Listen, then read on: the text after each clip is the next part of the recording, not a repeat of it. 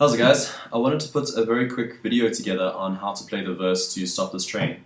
The reason why I'm focusing specifically on the verse is I believe it's the hardest part of the song and not always played correctly if you look at some of those tutorials on the web. So I want to show you the most technically correct way to play it in terms of how John plays it and where the light is. That LA video where he plays it live.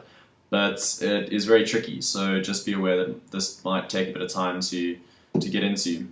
So the verse is where John starts singing for the first time in the song, and it comes after where you play the introduction twice. So I'll play it through for you now.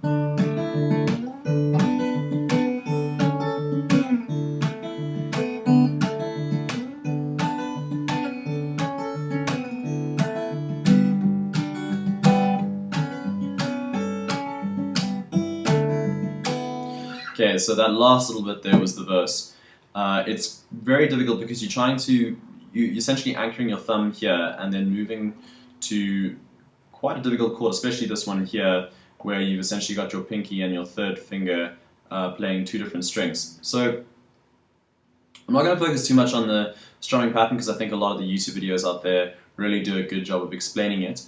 One way I can say of practicing it would be to focus on the interlude towards the end of the song, where John goes, once in a while when it's good, it'll feel like it. Okay, the reason why I say that's a really good part of the song to learn the strumming pattern on is because you have a much bigger margin for error. You're working with more strings, so you're likely to get that nice slap flick technique, and you can actually hear the sounds of it better than if you were just learning it on those lower 4 strings, which is part of the introduction. So for those of you who practiced Stop This Train before, you'll know what I'm talking about.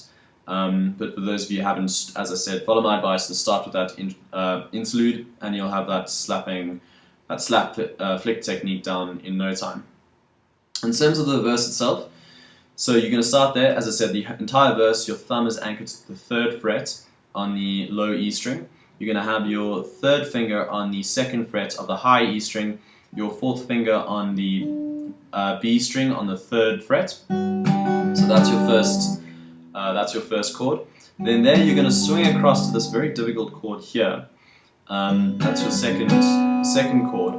And how that's made up, you've got your pinky here. This is very important. Your pinky is going to be on your 7th fret on the high E string.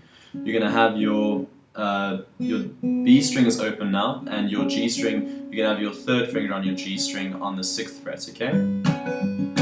So that's your second chord. The 3rd chord, then you're going to leave your 3rd finger there, and you're going to bring across your 1st finger, release your pinky, and your 1st finger now is going to fall on your high E string on the 5th fret.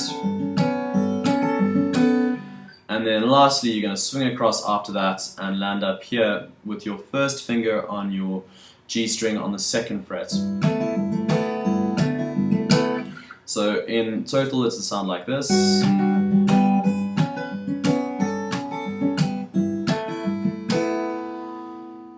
And that's it. So if you guys have got any further questions, please post in the comments. If you'd like to see a more detailed explanation of that slap flick technique in the interlude, also just pop me a comment. But as I said, the videos out there do a pretty good job otherwise.